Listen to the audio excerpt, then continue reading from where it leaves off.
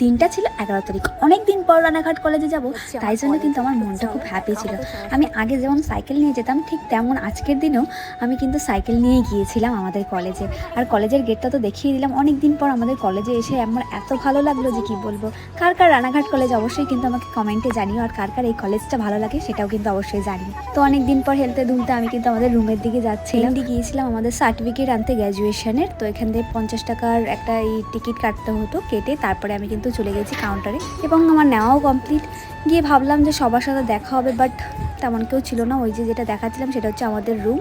আমার ছিল history department. মানে ব্যালকনিটা আমার এত ভাল লাগতো যে সেখানে দাঁড়িয়ে থাকতাম। এই যে হচ্ছে আমাদের ডিপার্টমেন্ট। তারপরে যাওয়ার সময় কিন্তু একটু ফুচকা খেয়ে নিয়েছিলাম, যেটা আমরা আগে খেতাম। আজকেও সেটা মিস হয়নি। তারপর আমরা একটু মেইন রোডের ওই পাশ থেকে যাচ্ছিলাম। দেখো এত সুন্দর লাগছে আকাশটা, আর সাথে পুরো ওয়েদার, সবাই একসাথে মিলে গল্প করতে করতে যাচ্ছিলাম।